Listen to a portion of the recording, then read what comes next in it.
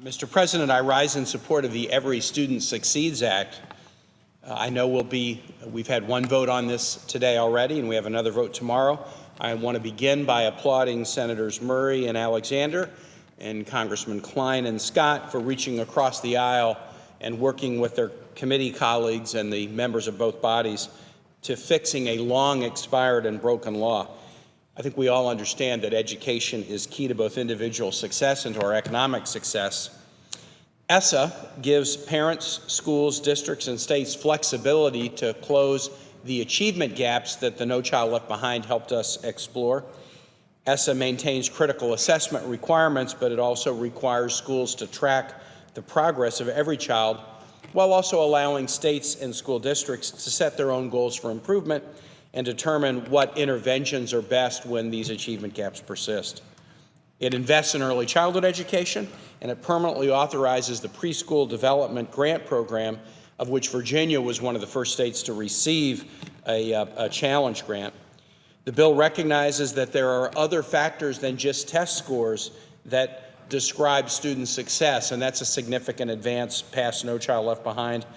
And I rise particularly, Mr. President, because I'm proud that a number of provisions that I worked on and that you worked on were included in the final bill. Let me talk about two: teach safe relationships and career and technical education. Senator McCaskill and I introduced a bill called the Teach Safe Relationships Act that came out of a conversation that I had with students a year ago at the University of Virginia. These students were members of a student organization called One Less, which advocates for survivors of campus rape and sexual assault. There had been a story in the Rolling Stone magazine about the scourge of campus sexual assault. Many of the statistics were correct, but the story was controversial because it focused on a particular allegation of sexual assault that was later discredited, and Rolling Stone retracted the article. I went up and sat down with a group of about 30 students, no press, no faculty, no administrators, to just talk about the problem of campus sexual assault. It's been a long time since I was a college student, and I wanted to hear them talk about the challenges that they face, and it was a robust discussion.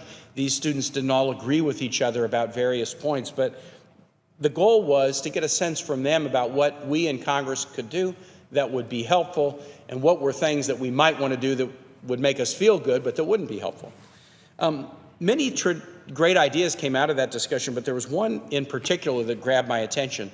Students talked about the fact that they wished when they came to college for the first time in their life, living away from home, that they knew more about issues like coercion or consent to intimate behavior, or especially where to go for help or what to do if you felt like somebody was pressuring you.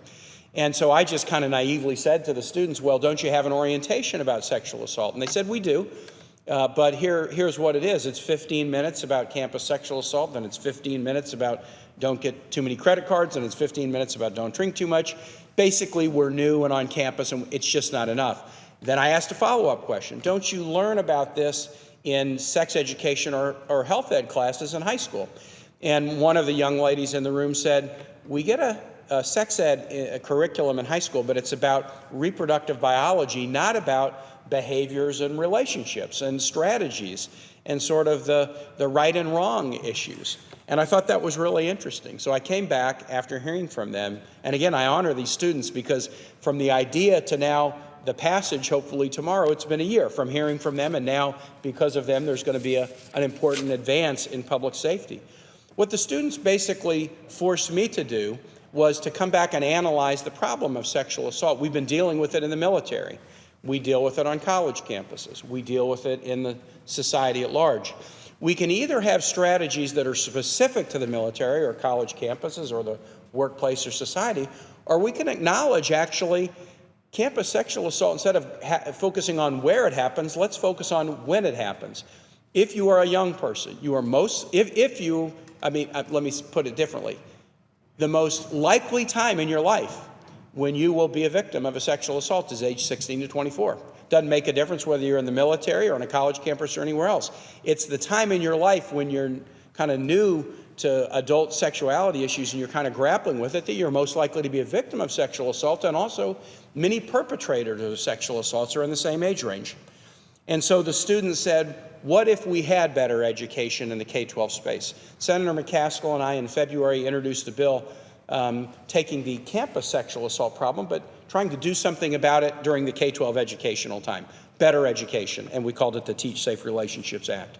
The bill was rolled into the Senate version of the rewrite of the Elementary and Secondary Education Act, and the final compromise conference report includes it. Provisions that are included so that Title IV federal educational funding can now be used specifically for instruction and training on safe relationship behavior among students. And this should help us deal with the issue of sexual assault. I want to thank the conference committee for including it in the bill, and it's my hope that school systems will now take advantage of this Title IV funding. Most school systems receive it to prevent sexual assault, not just on college campuses, but for anybody in that age 16 to 24 age range that is vulnerable. Second, Mr. President, you and I and Senator Baldwin introduced a number of pieces of legislation dealing with career and technical education that have been included in the bill. The provisions include encouragements to states to use more career readiness indicators in their accountability systems to define what educational success is. This gives the states the opportunity to recognize schools that are successfully preparing students for post-secondary education and workforce through tools like technical skills and college credits. It shouldn't just be about performance on multiple choice tests. If you're getting a validated industry certificate or other measure of career success, that should count. We encourage states and school districts to support the development of a specialized teacher corps to help teachers integrate career and technical education into their normal academic subjects. We allow schools to use Title IV funds for career counseling program and training on local workforce needs and for options for post-secondary and career pathways. And finally, we include CTE in the definition of a well-rounded education. You know, traditionally under No Child Left Behind, it was just math, English, social studies, science. Instead of career and technical education and some other subjects ought to be included in the definition of a well-rounded education. CTE is an important pathway for students to prepare for the workforce by integrating practical, applied purposes with work-based knowledge and hands-on learning experiences. I'm the son of an iron worker and welder. I ran a school in Honduras that taught kids to be carpenters and welders, and I believe deeply in the power of CTE. And in fact, I see it every day across the Commonwealth of Virginia, just as I know, Mr. President, you see it every day in the state of Ohio. Carroll County in rural southern Virginia, right on the border with North Carolina, has a state-of-the-art agriculture CTE program that I visited this summer, set up with Virginia Tech, as good as any college campus. And it not only helps students who want to be farmers, but those students who want to be farmers suddenly find that when they're studying soil chemistry in a CTE lab, their chemistry grades go up as well. In Ashburn, I saw a robotics program in Loudoun County that was successful. And in Virginia Beach, a CTE program helps students learn how to build houses, training them for construction careers, and the houses they build are pretty impressive.